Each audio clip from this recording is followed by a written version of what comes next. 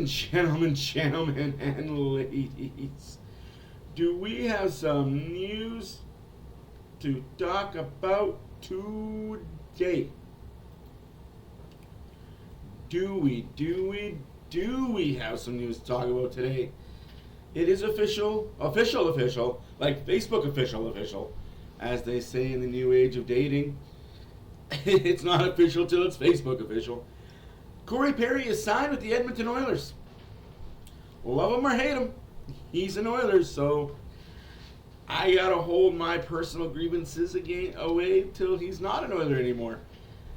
As many of you may know, I've been very vocal about Corey Perry being an Oiler. I knew it was going to happen. I just didn't think he would put his grievances and his bygones and bias of the Oilers. I knew the Oilers were interested as soon as Chicago let him go. I had a feeling that the Oilers were interested. Why not? Great player, playoff performer, gets you at least to the finals. He may not win them anymore, but he gets you there.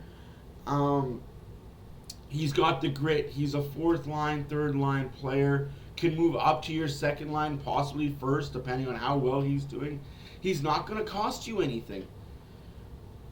But, and this is the buts.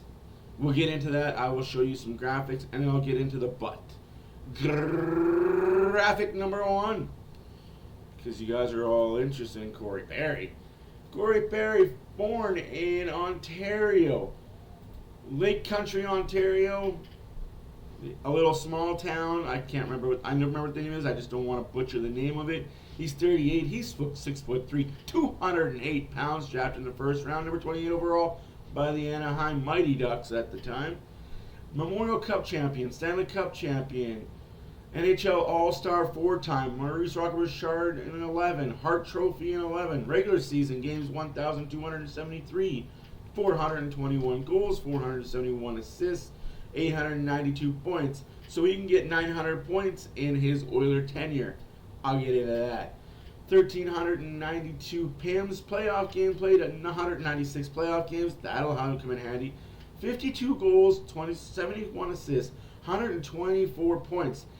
Now, 196 games at 124 points, that's pretty fucking good for being a playoff guy. Corey Perry, welcome to Edmonton. Now this is where I caveat some things here. I'm going to come back to me, and then I'll get into the whole Corey Perry caveat thing here. I need to caveat this. Yes, we've all heard of the swirlings, the rumors. I'm not going to get into the swirlings and the rumors of what didn't happen. The Mothers thing didn't happen. What did happen is he does have a drinking problem. Yes, Corey Perry is an alcoholic. We've had alcoholics on the team before. Craig McTavish, as recently as Cassian. The Oilers is the place for misfit toys. And I'm okay with that. I am okay with the place of misfit toys for the Oilers. We have the locker room that is obviously capable and man enough to deal with these distractions and not let them consume them. Now, to make this deal happen, who was talked to? McDavid was talked to, abso-freaking-lutely. Draisaitl was talked to, absolutely. Hopkins was talked to. Yes, Nurse to a degree. But I'm going to tell you right now, whether you agree with this or not, the main person that they talked to is Ekholm. But why, Matt? Why Ekholm? Why did they talk to Ekholm? Because he knows him best. Ekholm and Corey Perry are actually friends off the ice. Ekholm and Corey Perry have respect for one another. Ekholm vouched hard for Corey Perry. Ekholm was going to sign a long-term deal in Edmonton in the summer. You heard it here first. Ekholm was looking to sign a long-term deal into retirement with the Oilers. But this isn't about Ekholm. This is about Corey Perry. Corey Perry's got a 1-year contract, remaining 1 year. I'll get into the deets later on in the video. But why am I saying it's not?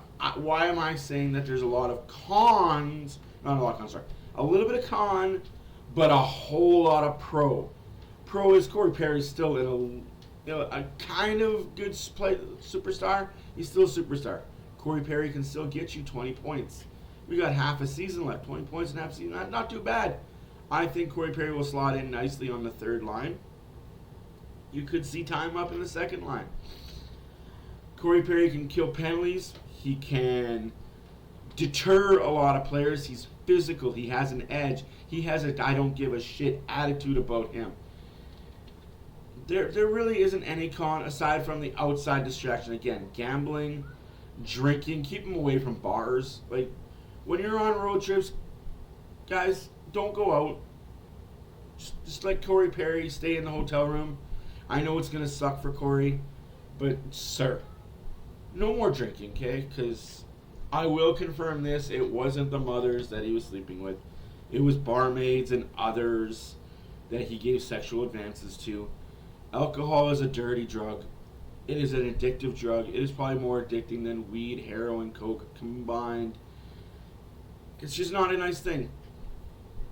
But if he can control it, and if with the Oilers' help, the Oilers' staff, the Oilers' people, the Oilers' therapists, Oilers just come together as a community like they did for Cassian, I don't see why Corey Perry doesn't only play this year, but might re-sign with the Oilers next year. Let's get ahead of ourselves, I know. So let's get into the contract details of this year. Corey Perry is going to make $775K prorated 1 year. It's a 35-plus vet contract. Yes, he will get bonuses. By the way, he's going to wear number 90. Big 90 for Corey Perry. He's going to get some bonuses worth $225K. Sorry, $325K. $225K of that will be paid to him if he plays 10 games from now until the end of the season. Guys, that's peanuts. Let's give it to him. He's going to play his 10 games. Now, this is where the fun times happen.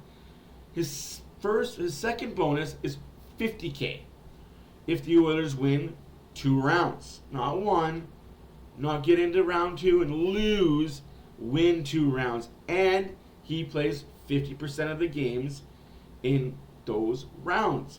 I assume he's going to play all the games because it's Corey Perry and he is playoff Corey Perry. The third bonus kicks in if it gets in. He gets another $50K if the Oilers win round 3. Not get into round 3, win round 3. And again, he's got to play 50% of games. Now that you got it good and understood, what does that mean? It means he can get $100,000 in the playoffs if they win 3 rounds, make it to the finals, and he plays 50% of the games. If the Oilers are bounced in round 1, he gets nada. He gets that $225K. If the Oilers get bounced in round 2, he gets nada, $225K. So it is in his best interest and the Oilers' best interest to win rounds. He gets more money. The Oilers, in large, get more money because as you go further in the playoffs, you get more money, part of escrow. That's why the league doesn't want NHL teams in Canada playing in the finals, because escrow goes down for the whole league when the Canadian teams are involved. Thank you, Gary Bettman, for putting escrow in. Thank you, players, for being greedy motherfuckers. Anyways, we got a couple more graphics here. I'll talk about our lines. BW has his lineup. I have my lineup. Of course, this is a beautiful graphic by BW. Thank you for this, sir. A couple of these graphics here are BWs Graphics. I will talk over them because I can and I feel like it. So again, Corey Perry is an Oiler. Whether you like him or you hate him or you're indifferent about him, it is what it is. We move on. Here's another graphic here. Welcome to Oil Country, Corey Perry with a cup in a silhouette. Fitting. I like it. I like it a lot. Thank you, BW, again. Now, everybody knows my thoughts on Corey Perry. I don't like him as a human being. As a human being, I think he's a POS, but it doesn't matter about my feelings. Don't let facts get in the way of my feelings. Fact is, he's a great hockey player. I cannot take anything away of his hockey playing skills. Sure, he's a bit dirty. Sure, I have a lot of anger and resentment from 2017 when he lifted Talbot's pad up and the Ducks scored the goal to beat the Oilers in Game 6. I was there. Why was that not called goal interference? I don't know. But hey, that's Corey Perry. It was because of him that the Oilers got ousted against the Ducks. But I move on and we digress. So like I said, we got lineups. My lineup first because I want to leave you with BW's lineup. My lineup and how I see things playing out. Currently, we got Ryan Nugent-Hopkins on the top line with McDavid and Hyman. That's not going to change. McLeod, Draisaitl, Foegele, that won't change unless Perry really lights up the league. Then he's going to go up to that second line. Foegele can drop down to the third. It's not a big deal. Interchangeable. My third line, Evander Kane, Dylan Holloway, Corey Perry. Again, depending on who's hot, who's not, Kane or Perry can move up and down. McLeod, Foegele can move up, down, sideways, whichever. The fourth line is the line for me intriguing. Janmark, Derek Ryan, Connor Brown. Now, Brown, until he shows that he can actually have the scoring touch, the Midas touch, he's going to stay on my fourth line. He could move up to third, possibly second. That whole right side is interchangeable. Hell, that whole right side is interchangeable to the point where Perry could jump up to Hyman's spot. Hyman could go down to Foegele's spot. Foegele can go down to the third line. Like, Hyman and Perry could intertwine and be top two lines interchangeable. Right side is interchangeable. Left side, I think, is more set in stone aside from the McLeod Kane. Center, it is what it is. You got McDavid, Draisaitl, Holloway, Ryan. Not too shabby. My playoff lines are pretty simple. Same thing. Hopkins, McDavid, Hyman, Kane, Draisaitl, Perry, McLeod, Holloway, Foegele, again, Janmark, Ryan, Brown, solidified on the fourth line. Unless he shows something special, but for now, I'm not seeing it. Again, that kind of fucks over Gagne. Sorry, Gons. I'd love to see you in the playoffs, and I'm pretty sure we will. But for right now, it is what it is. I'd love to see Gagne in the playoffs anywhere. He's heart and soul Oilers. Here is BW's line. His current lineups are Hopkins, McDavid, Hyman, same as mine. McLeod, Draisaitl, Foegele as mine are. And this is where he has a little wrinkle, little tinkle, little tweak. He's got the Kane, Holloway, Brown line.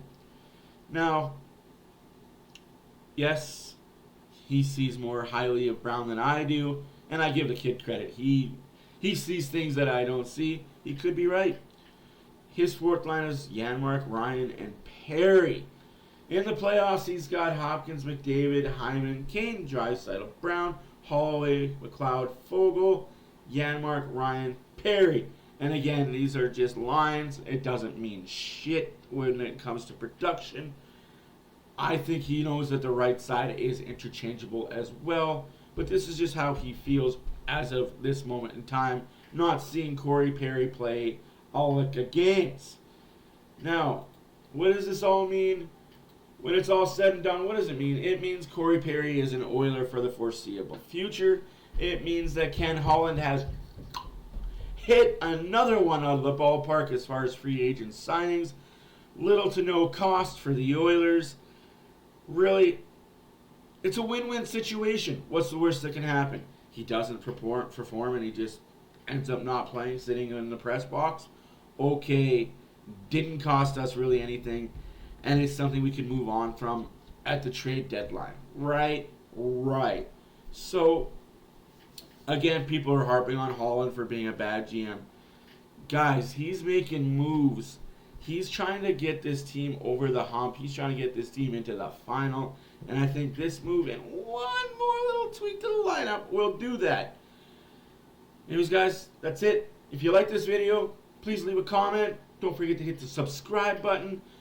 Tell all your friends. We'll be back on Tuesday when the Oilers play the Blue Jackets, going for 14 in a row. That's it. That's all I got. From now till next time, peace.